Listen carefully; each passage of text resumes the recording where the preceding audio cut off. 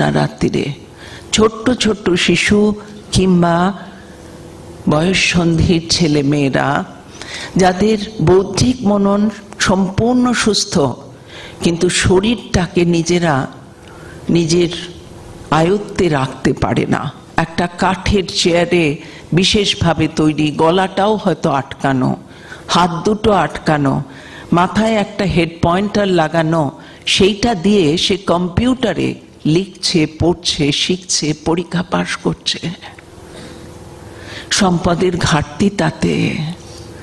ওদের দেখলে মনে হয় ওরাও মানুষ, ওরাও এগোচ্ছে জীবনে, কিন্তু কত শ্লথভাবে, কত কষ্ট নিয়ে।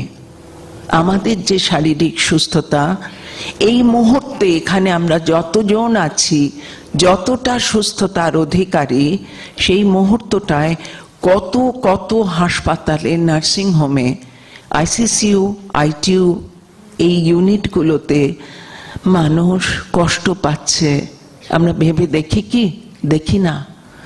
কত ক্ষোভ আমাদের, কত রকম দিক থেকে জানান দিই, তোমার আছে আমার নেই, কিংবা তোমার বেশি আমার কম, তাতে আমি ক্ষুব্ধ, অসন্তুষ্ট, বিরক্ত। আছে যা, তার দিকে তো তাকাচ্ছি না।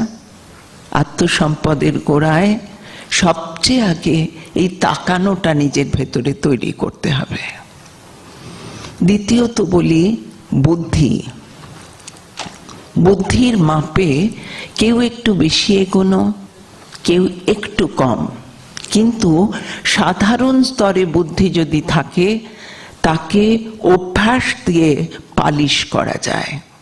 রোজ রোজ রোজ রোজ কোনো সুস্থ বিষয়ে তাকে যদি শেখানো হয়, অধীত জ্ঞান তাকে আস্তে আস্তে জীবনের দিকে এগিয়ে দেয়।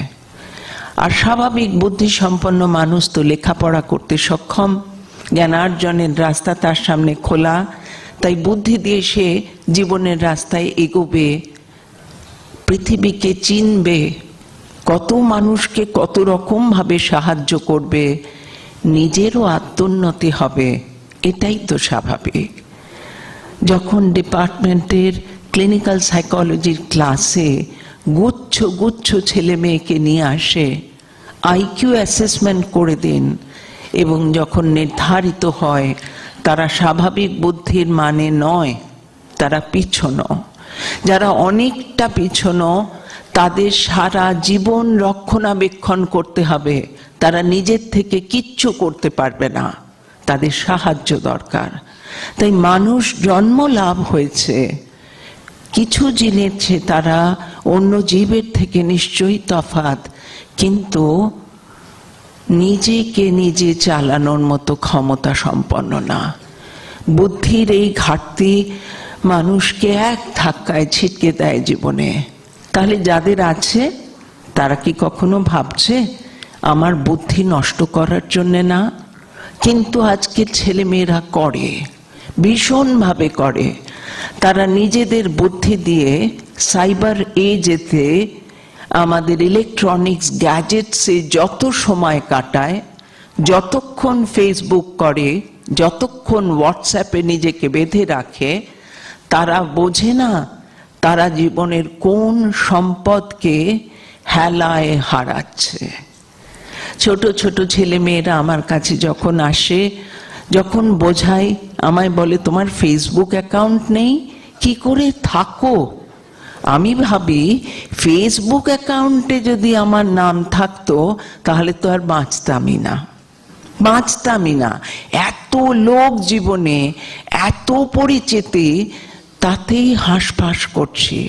ওদের বোঝাই তুমি যাদের সাথে ফেসবুক করছো কি লেখো, তাদের হোয়াটসঅ্যাপে কি লেখো? বলে লিখলাম। কি করছিস? সে বলল এই খেয়ে উঠলাম। কি করছিস? এই টিভি দেখছি। কি হবে লিখে, কি হচ্ছে লিখে, কি হবে জেনে? ছোট ছোট ছেলে বলে হাতে মোবাইল না থাকলে পড়তে বসতে পারি না। কারণ হিসেবে দর্শায় যে আমার পড়াশুনোর জন্যে গুগল পেজ খুলতে হয়। সঠিক কথা নয়। কোনো কোনো ছেলে মেয়ে বলে মাস্টারমশাই বলেছেন ইংরেজি বানানটা ওখান থেকে দেখে নিতে। ডিকশনারি আছে, বই আছে, বড়রা আছে, সব সময় গুগল পেজ কেন? এবং সেটা যে একটা নীতিমূলক অভ্যাস, তাতে যে আমার বুদ্ধি ক্ষয় হচ্ছে, সময় নষ্ট হচ্ছে, এটা ভেবে দেখছে না। আমার নিজের আজ পরিণত বয়সে বারে বারে পেছন ঘুরে যখন তাকাই, সমস্ত স্মৃতি কিন্তু খুব সুখকর নয়। কোথায় ভুল করেছি, কোথায় কোনটা ঠিক সিদ্ধান্ত ছিল না, আজকে পরিষ্কার করে চিনতে পারি, বুঝতে পারি। তখন মনে হয় কি বোকা ছিলাম। আসলে বোকা ছিলাম না, তখনও বুদ্ধি ততটা পরিণত নয়, তাই বুঝতে পারিনি ভুল করেছি।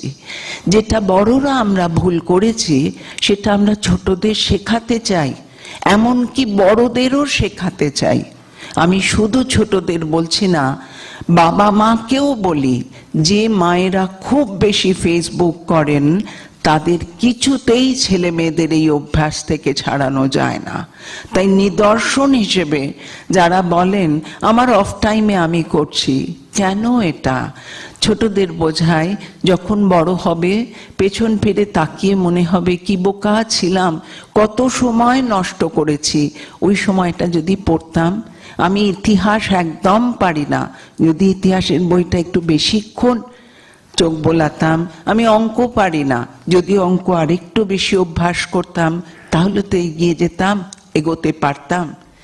এই যে বুদ্ধির বিকাশ, বুদ্ধির প্রকাশ, বুদ্ধির হাত ধরে জীবনের অনেক রকম জ্ঞান আহরণ করা, সমৃদ্ধ হওয়া, সেটা যদি আমরা আমাদের খেয়ালে না রাখি, সচেতন না হই, সম্পদ থেকেও হারিয়ে যাচ্ছে।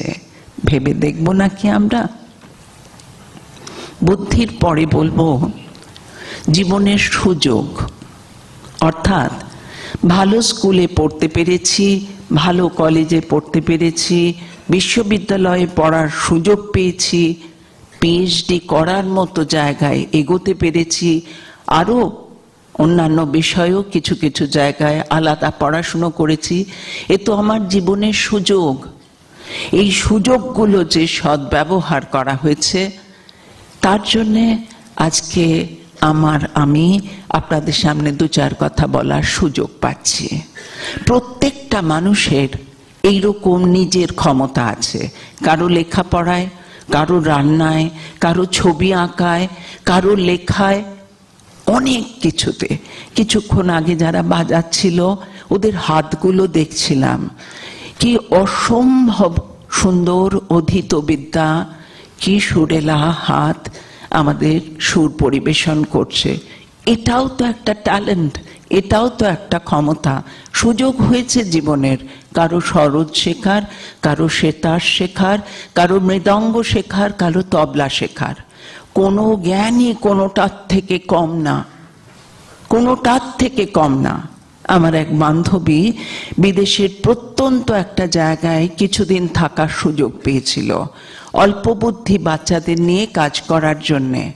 আমাকে সেখান থেকে জানালো, নীলাঞ্জনা, আমি একটা ইন্টারন্যাশনাল অ্যাওয়ার্ড পেলাম। কিসের থেকে? ওই বাচ্চাদের দিয়ে একটা একটু সাধারণের বাইরে কোনো কাজ করাতে হবে। যাদের বুদ্ধি কম তাদের দিয়ে সে কি করাবে? বললো, ছোটবেলায় হায়ার সেকেন্ডারি পরে যে সময়টা ছিল, খুব মাকে অনুরোধ করে ইকেবানা শিখেছিলাম, জাপানিজ স্টাইলে ফুল শেখানো। বলো, সেইটা হঠাৎ কাজে লেগে গেল। ওদের শেখালাম কি করে ইকেবানা তৈরি করতে হয়। এই ছেলে মেয়েরা যা ইকেবানা তৈরি করেছে, সেটা ওদের সবার মধ্যে প্রথম করে তুলেছে। একটা বিদ্যা। কি দিয়ে শিখলাম? বুদ্ধি দিয়ে। কি দিয়ে বুঝলাম? বুদ্ধি দিয়ে। যেটা ওদের শেখানো যেতে পারে, একটা সৌন্দর্যের টুকরো, পৃথিবীর একটা সৌন্দর্যের টুকরো রেকগনাইজড হলো, সেটা সবাই চিনলেন, মান দিলেন, সম্মান পাওয়া গেল। এই বুদ্ধিকে আজকে যখন আমরা ভালো করে ব্যবহার করছি না, নীতিমূলক রাস্তায় ব্যবহার করছি, দুষ্কৃতির জায়গা সমস্ত সমাজে ছেয়ে যাচ্ছে, এটা আমাদের অচেতন অবস্থা, সচেতনতায় বুদ্ধির ঔজ্জ্বল্য, বুদ্ধির যে আলো, তাকে আমরা খেয়াল করে দেখছি না।